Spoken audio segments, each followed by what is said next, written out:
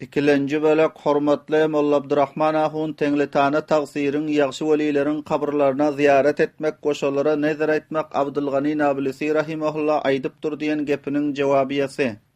Allame Abdülgani Nablisi diýen bir beýik danışmendimiz geçipdir Hanefi mezhebine fermaş ediýär. Ewliyalaryň baryp da kabrlaryna teberrük etmek, on kabrlaryny siýmelap şon teberrük etmek, salyhlaryň kabryna baryp ziyaret etmek we şolary nezir aýtmak. Ya Ewliya Allah, men zinnanym çyksa sana bir goýun aýdýan, ya inhalekem men şu keseller utulsam sana bir goýun aýdýan, ya falan zadym sadaka berýän diýipdi. Şihilli nezir edýärler, olaryň nezri sadakadan mecazdır diýip.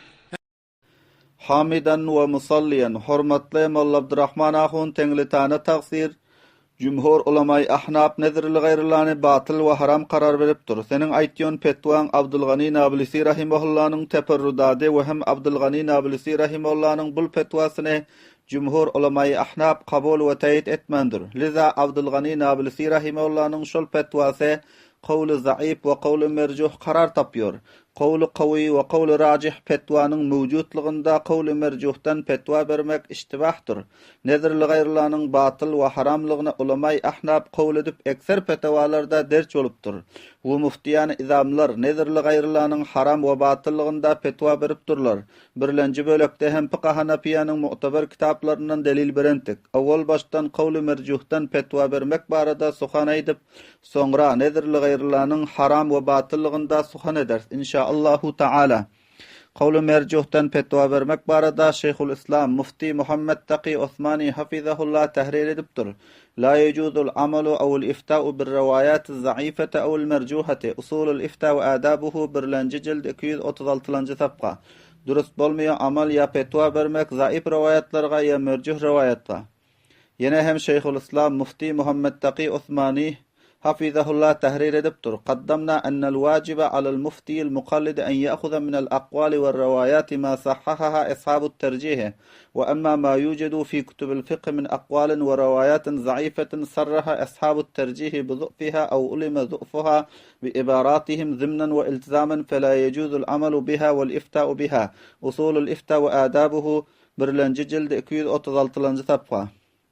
Öňde bayan etdik bişek wajib mufti muqallidga almak qowullardan we rawayatlardan oldady ki durust karar berse şonu ashabut terjih we emma oldady ki tapylýar kütübi fiqda zaif qowullardan we zaif rawayatlardan tasrih eden ashabut terjih şol qowullaryň zaiflygyna ya bilinen şol qowullaryň zaifligi şol qowullaryň ibaratlary bilen zımnan we iltizaman bes durust bolmaýar amal şol zaif qowulga we petwa bermek şol zaif qowulga. Yine hem nezirli gayrylanyň batyl we haramlygynda ekabir ulama diýen petwa beripdir. Wa alam anna an-nazra allazi yaqa'u lil amwat min akthar al-awam wa ma yu'khadhu min ad-darahim wash-sham'i waz-zayt wa nahwiha ila dara'ihi al-awliya al-kiram taqarruban ilayhim fa huwa batilun wa haramun. Fetwa Mahmudiya 20-nji jilde 228-nji sapga. O bilgin bişek nezreki waqi bolýan murda we öller üçin ekser awamlardan we ol zady tutulýar dirhemlerden we şem uzayt urgan şekli zatlar ýagşy welilerin kabrlaryna şol welilere taqarrub ogly bolmak üçin bes şol nedir batyl we haramdyr. Ýene hem Fiqh Hanafiýede bir mu'tabar kitap tahtawida nezirli gayrylanyň yani Allah Taala'dan başga nezir etmekliğin haram ve batıllığı barada tahrir bolupdur. Wa alam ennen nezrellezi yaqa'u lil amwat min aktharil awami ve ma yu'khadhu min ad-darahim weş-şam'i wez-zayt ve nahwiha ila dara'ihil awliya'il kiram taqarruban ilayhim fa huwa batilun ve haramun. Tahtawi birlenji jilde 693-nji sapga.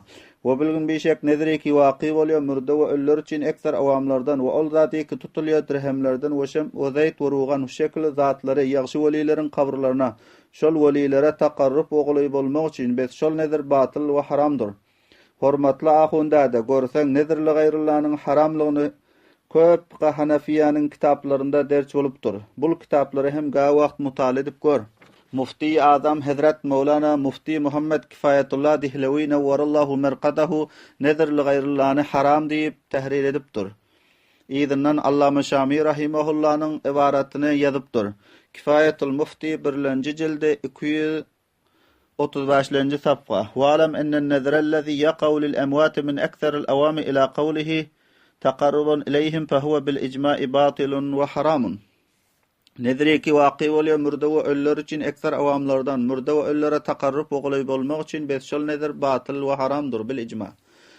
Şu şekilde Hazrat Mevlana Muhammed Yusuf Luduhyanovi şehit rahimahullahu taala öz kitabe Aapke Mesail or Unka Hal diyon fetvasında Allama Şami rahimahullah'ın ibaratını nakledip yazıptır. İlem ennen nezrellezî yaqav lil emvâti min ekseril avâmi ve mâ yukhadu mined derâhimi ve şem'i ve zeyt ve nahviha ila zarâihil evliyâil kirâmi takarruben ileyhim fehuve بالإجماع باطل وحرام وفي الشامية قوله باطل وحرام لوجوه منها أنه نذر لمخلوق والنذر للمخلوق لا يجوز لأنه إبادة والإبادة لا تكون لمخلوق. Apki Mesail or Unka Hal 1. cildi 488. sapqa. Bilgin bişek nedreki waqi bolýar murda we öller için ekser awamlardan we ol zady ki tutulýar dirhemlerden we şem uzayt we şekli zatlary ýagşy welilerin kabrlaryna şol welilere takarruf hasyl etmek üçin bes şol nedir bil icma batyl we haramdyr. Batyl we haramlygy kança wejlerden şol wejlerden beşek şol nedirdir mahluk üçin we mahluk üçin nedir etmek dogry bolmaýar. Näçiniki şol nedir ibadatdyr we ibadat dogry bolmaýar mahluk üçin. We ýene hem Allama Hayrettin Remeli rahimahullah'ın fetvasında fetva-i hayriyede nedirli gayrillany batyl ve haram karar verip yazıpdyr.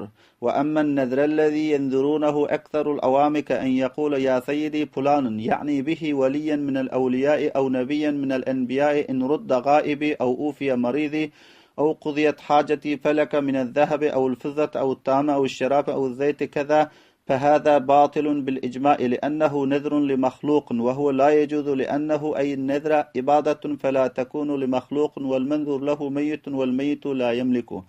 Fetva-i Hayriye fi hamişe Fetva-i Tenqih Hamdiye 1. cilde 31. sapqa. Ve emma nedriki nedr etýär şonu ekser awamlar goýa ki aýtýar ey meniň fulan serdarym kast etýär şonuň bilen bir welini welilerden ya bir peýgamberini peýgamberlerden eger getirilse meniň gaibim ya apiyet berilse meniň keselimgah ya edailse meniň hajatym bes bardyr saňa şekli tylla ya şekli kumuş ya şekli taam ya şekli şerap ya şekli zeyt urgan bes şol nedir batyldyr bil icma. Näçiniki şol nedirdir mahluk için we şol nedir durust bolmaýar. Näçiniki şol nedir ibadatdyr bes bolmaýar mahluk için. Ve menzur lahu nedir aýdylan meýitdir we meýit we öle nedirge malik we iýe bolup bilmeýär. Binaen hormatly ahundadymyz Molla Abdurrahman ahun Tenglitana tagsirin aýtýany hem şol batyl we haram nediriň jümlesindendir. Ey pulan awliyaullah men sana goýun aýtýar. Eger zindanym gelse şekilli gepler mana şol nedir hem nedirli gayryllardan bolup batyl we haram karar tapýar. Leza hormatly ahundadymyz beşümar fetwalarda gelen açyk meselede iştibah we ýanglışga giriftar bolup durlar. Allah subhanahu we taala ahundadymyzga tawfik inayet etsin ki aýanda da şol iştibasyny rap edip nezirli gayryllar batyl we haram diýip fetwa bermeklige we işdiýän musulman doganlarymyzga Hudawandy Mutaalyň özi muwaffaq etsin iştibah düşünen meselesini iştibasyny hal edip hakykatga tabi bolmaklyga. Allahümme erinel hakka hakkan warzuqna ittiba'ah ve erinel batila batilan warzuqna ijtinabah.